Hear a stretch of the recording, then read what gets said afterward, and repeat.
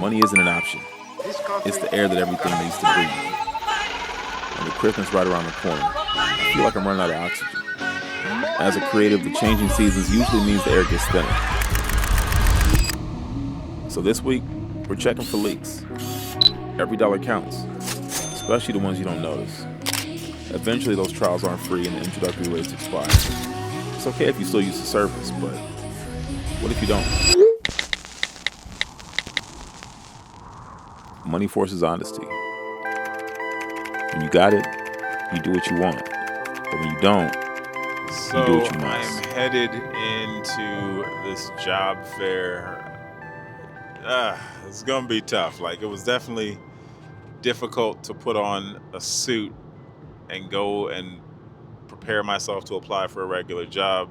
Ironically, I was out last night and I got called to come back to work for about 2 weeks, which is awesome. And I hate talking about the financial part, but I think it's very necessary as a dad and as a creative. But in order to forecast things for the future and have a better foundation, at worst, I probably should get something that's kind of stable, even if it's just part-time, or get a full-time job that is like flexible. The main challenge I guess I've had over the last bit has been the unstable parenting thing and figuring that out. And now that like I've been the primary for so long, I have systems in place. You know, my kid's a little bit older. He can now ride the bus by himself. Like I feel like I'm in a better place. Being willing is step one. And despite the fact that I don't want to be here, we here, man, like, you know, doing hard, undesirable things, but hopefully it's worth it. Yeah, I don't even know if ties are a thing anymore. I feel like maybe the tie's too much. Is the tie too much? Don't think about it too much. Gotta move cautious. So it is that time of year again where my life as a professional artist kind of slows down. It's just not as much going on. Budgets are being restructured. We're figuring out stuff for next year. And now I start really counting my pennies. And I was actually sitting at work yesterday and I got a notification that they're going to debit like $25 for my car wash subscription. So we're going to go through all my subscriptions because there's a lot of them. Weather's about to change. I'm not going to the car wash. I need to go ahead and cancel this thing. And I remember years ago reading this statistic that like 71% of people who have a gym membership do not use it. And that essentially the entire fitness industry is built on that business model, that they get you to sign up, you never cancel, and they just keep billing you quite possibly forever. And we're not gonna be a statistic. So let me take a shower, get dressed, and let's head over to the car wash because that's public enemy number one. That is a service that I'm not using, that I'm paying a bunch of money for, and it's kind of tricky when it comes to canceling because there's no website, there's no app, there's no 800 number as far as I know. So let's go get my money back.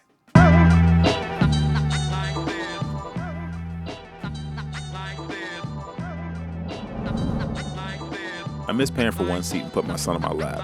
Now it's 2 adult tickets, 2 popcorns, and this guy's always hungry. To be fair, he's earned it. I said if you read the book, we can see the film. So I also can't afford to let him down.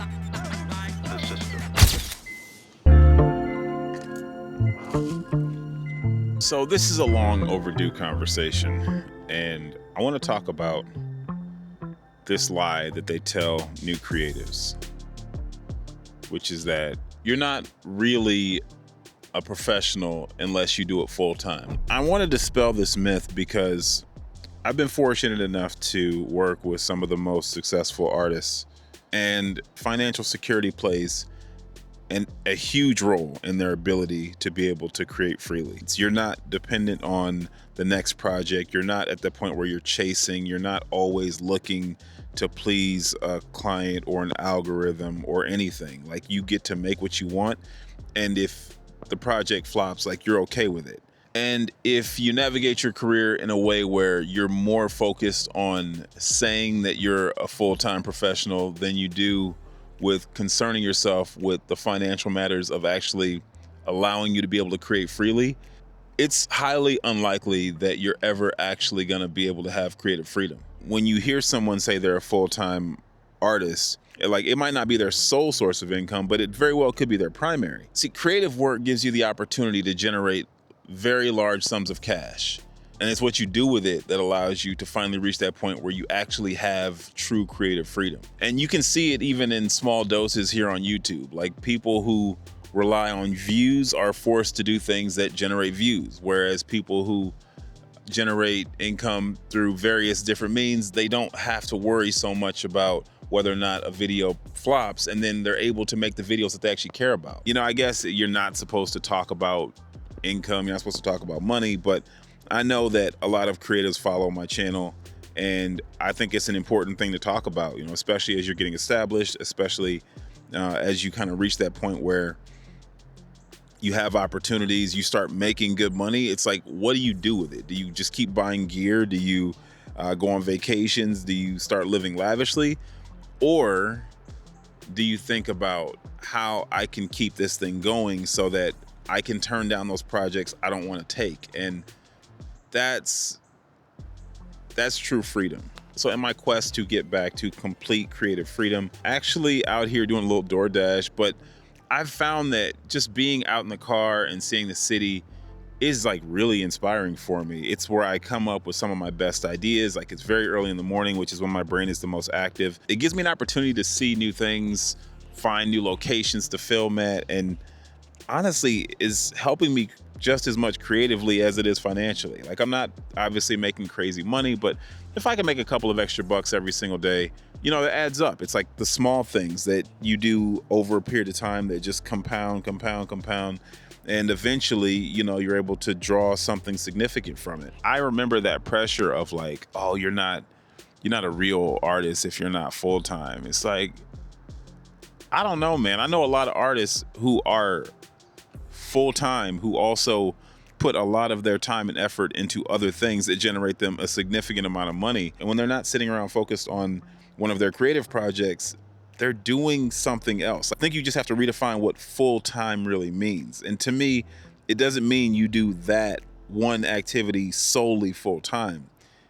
It means that you get to create freely. It is just as difficult to maintain that position as it is to finally reach it. The day shift pays the bills. The night shift is where you live. Wild horses couldn't stop me from creating. I'm going to create. But if you go like, no, I'm gonna sleep on my mama's couch and I ain't gonna do nothing unless I can act. No, really great actors, they learn, they get characters. Like when I was doing my odd jobs, that guy's a character at the bank. Oh, that's a great character. Oh, I worked at a parking lot. Oh, I was watching people, you know, it fed my creative soul. It wasn't a negative.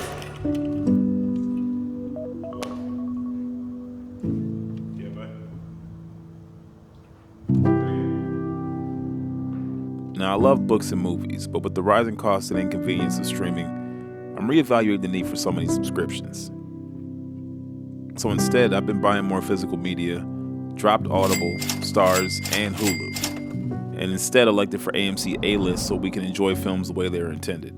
The home video versions of my films, the definitive versions, are the Blu-ray and the 4K versions, because there's much less compression. There's very specific authoring. We control the color of the picture, the brightness, you know, all these things. When you stream a film, it's like broadcasting a film. We don't have much control over how it goes out. I decided to come out to the library because in our quest to save money, one thing I realized is, you know, I'm building this little media collection. We do have the public library. Not only does our library offer often free passes to zoo, museum, things like that, but, you know, they got books and DVDs and Blu-rays. Like, I'm paying for an Audible subscription every single month, which I do love because it gives me access to a lot of stuff. But also I'm at the point where I have like 7 credits built up that I haven't used yet, so I can go ahead and cancel my subscription for now and then use the library to supplement in case I need something new to read. You got to use your resources. Like, the library is here to help us, and sometimes it's easy to forget that it's an option. It's like, that's the thing about when you don't pay for stuff. It's just so easy to take for granted because you're just like, yeah, it's there, of course. So much so that you forget that it's even an option. This is your reminder. Go to your local library. Not to mention they often have events, classes, like, there's a lot going on with the library. I definitely try to make it a habit to make the library a place that we go. I just forgot to take advantage of the physical media. I am so excited. It is 9 o'clock in the morning because this movie is 3 hours and 15 minutes. I did not want to give my entire day to James Cameron. So I found a 9 a.m. showing. Super excited. We're finally gonna see Avatar, Fire and Ash. We tried to watch Avatar 1 last night. Did not go well because it's just not the same. Certain movies you just have to see in the theater, and Avatar is one of those ones that's just like, you can watch it at home, but man, it was made to be on a big screen. Hold on.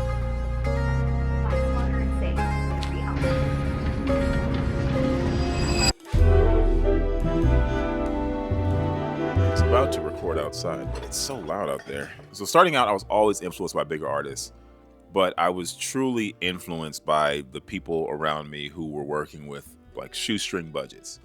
You know, I never really thought there was any value in really focusing on work that I could probably never recreate because I never thought I would have access to a budget of more than a couple of $1,000s. And, you know, as a result, I just started to really appreciate someone who is able to make something out of almost nothing. I always assumed, well, I can't do this because I don't have the money, and that was my built-in excuse for everything. But as my career has continued to evolve, I now understand that money was never the difference. Like, if you can make art with nothing, then you can make art with money. Money actually just muddies the waters because it gives you access to things that make your vision more convoluted. Like, it's easy to make something look good if you have dancers and models and production design and incredible locations.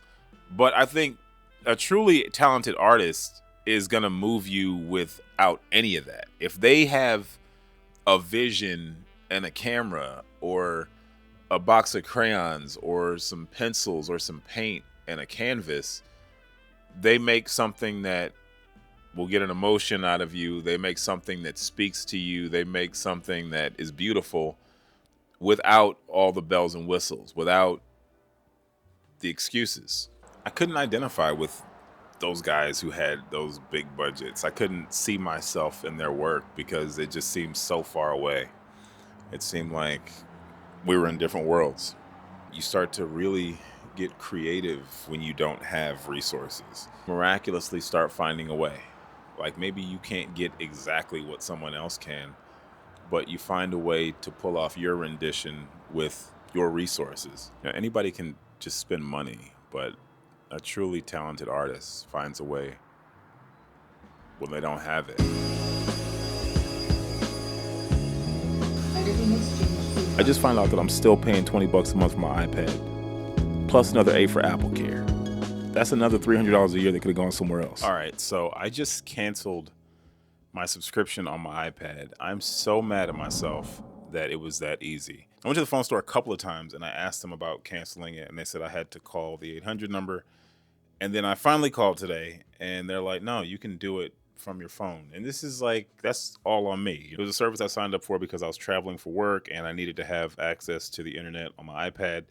But once that job was over, I no longer needed it. And I just didn't cancel it. I've probably wasted $20 a month for 2 years. There's obviously been some good, but if it's not serving you anymore, you know, you kind of just got to let stuff like that go. That got me going through my phone. And I also realized I can cancel a few more services through here. Like, I can cancel my iCloud. So in order to save myself an additional $10 a month, I purchased this, which is a 512 gigabyte MiFi certified flash stick. The thing is, this flash stick drains your battery extremely fast once it starts transferring. So going forward, I won't be transferring that many photos at a time, but, you know, transferring between 600 to 800 photos, you can do that in about 25, 30 minutes.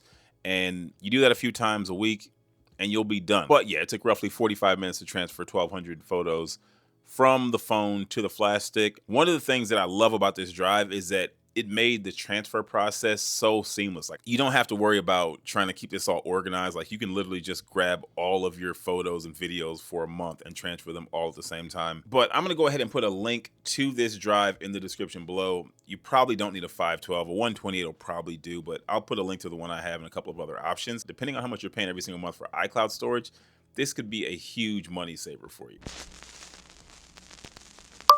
The hardest part of being an athlete is getting older. Great players adapt. It's not just about competing at a high level. It's about how long you can stay in the game. I was talking to a couple of the interns, and they were asking me advice on how to have a sustainable career as a creative. And I told them, finding opportunities as a creative can be tough, but it's a lot harder when you're trying to figure out where your next meal is going to come from or how you're going to pay your bills. Their concern was that a job would distract them from an opportunity, but I just had to assure them that this is not necessarily about who's the most talented.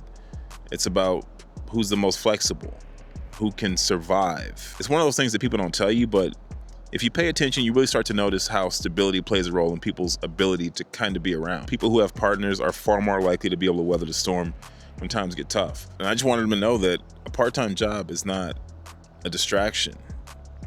It's a real foundation. In many ways, creative work is a war of attrition. Being broke is one of the biggest distractions that you could possibly have as a creative. It might take you a while to hone your skills or to find that client that's going to be able to properly compensate you. But when you're running around taking every job, you don't have the time to really build your portfolio. You don't really have time to network or go to events or, take risks, because a lot of times we're taking risks. Going to that meeting that might not result in much except for maybe a phone number that maybe one day in the future will get you a paid gig. It's just really going to come down to being there when the smoke clears. Those early years as a creative, when I didn't have much, definitely prepared me for what creative life is like, the instability. And because of that, I just always played it safe. Like, I never wanted to increase my lifestyle to a point where I couldn't afford it if everything fell apart. And while that prevents me from living more lavishly, it definitely protects me from when times get slow. And that's why I've been able to survive for so long. So I'm back out here door dashing for like an hour before school. And, I've survived another year. I'm probably not going to work again until, maybe late January if I'm lucky. I've survived another year, and, I've definitely made a little bit of progress. But I think I'm getting a little tired of this up and down stuff. Part of me is just like, it might be time to hang it up, or at least find a different role. And I have been applying for jobs, and I actually got accepted into the fire academy. The issue is that it's like a process. Like, you're not just in. So it's 6 months of training and testing and all types of background checks and things like that. And it puts me in this place where it's like, if I really pursue that path, I kind of have to just give up all of my entertainment work, because even though it's a transition, I just have to make myself available. And I'm struggling to figure out if that's really what I want to pursue. Like, do I really want to just give it up? The answer is no. Like, I love this, but I don't love every facet of this life. The hire date would be officially around July. And that's even if I get the job. I was hoping that making content would create some financial opportunities, and it has, but not fast enough, like not in a major way. We're coming up on Christmas, and I'm thinking about what kind of gifts I'm going to give and what I have the capacity to give. With me having primary custody all year, it's definitely limited my ability to go out, work, take additional opportunities, increase financial burden because of hiring a sitter. Like, it's definitely stretched me a lot more thin than I would have liked. So I guess it kind of balances out. Like, if I make less money in the future, I'll have less financial obligations, presumably because I have a more regular schedule. With everything up in the air, I honestly thought about canceling Christmas. Sure, kids want presents, but they really only need your love. Early in the year, I chose to defer some client payments. But with the new year right around the corner, the client needs to disperse the funds. So that small decision has turned out to be a Christmas miracle.